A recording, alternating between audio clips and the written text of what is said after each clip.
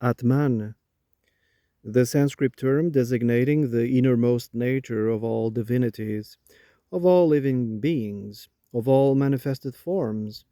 According to Manu Smritri, quote, all the gods are this one Atman, and all dwell in Atman. This is the universal continuum of consciousness, the self. As an unqualified consciousness, being one with Brahma, Atman is self luminous. It is not this and not that.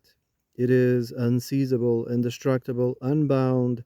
It is not born, nor does it die when the body is slain. It is hidden in all things, but can be perceived only by the sages with the eye of the intellect, the Egyptian eye of Ra. When Atman reveals itself as Paramatma, it is the complete and integral supreme self, the Egyptian Atum Ra. The ego personality or the individual self, called Jiva, is regarded as a root ignorance and therefore contrasted to one's true identity, the transcendent self or Atman.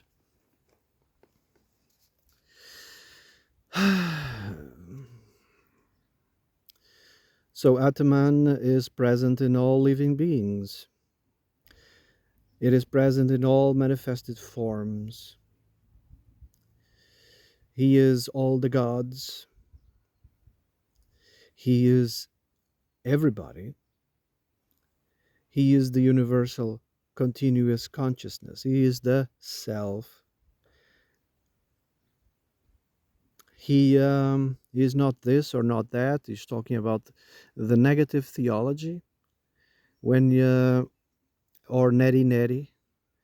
Uh, Not this, not that, meaning it's not an object, it's not a person, it's not an animal, it's not a tree. You know, what is it? It is unseizable, indestructible, unbound. It is not born, you know. Um, the the ego personality is born and it's destructible, right? But the Atman is not.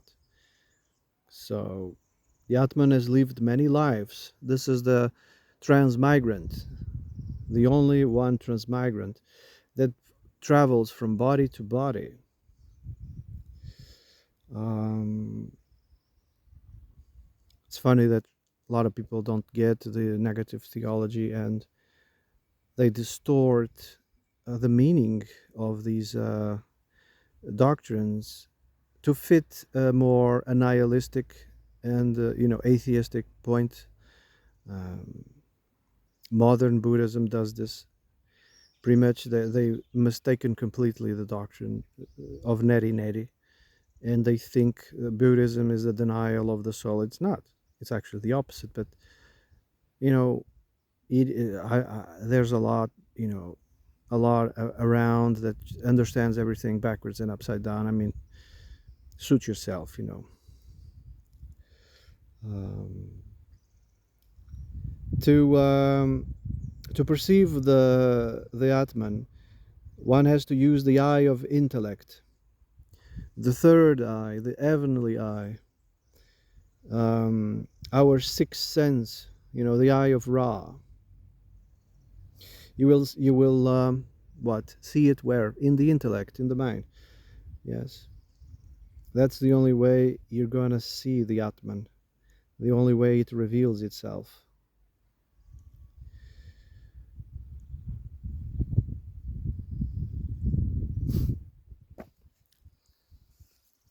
The Atman is the self, the immortal soul. Now from that, you can, using the third eye, you can access almost like information, like accessing a cloud server, and you can recall past lives. You can recall past information. You can recall all these things from the Atman. Um, some people, especially young people, they remember past lives, but eventually they start forgetting as the ego starts developing. They kind of forget about it. That's what the world of mass and magnitude does to you. It kind of forces you to forget.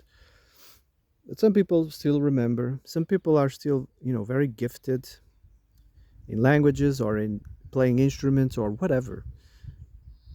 It's almost like they are gifted. No, they're just remembering past lives.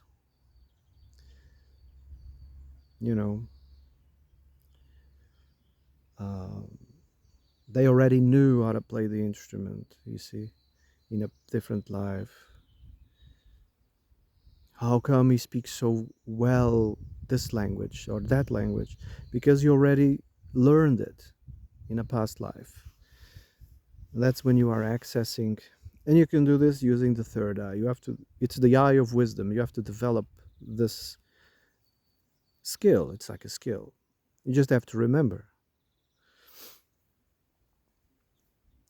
Hence, many schools, the first teachings was you're not here to learn, you're here to remember. All of this was already learned. We are just remembering everything. For the Atman has lived many, many lives and acquired lots and lots of knowledge, information, wisdom, and absolutely must not be mistaken for the ego personality, because it's a ruse of all ignorance. Anyway,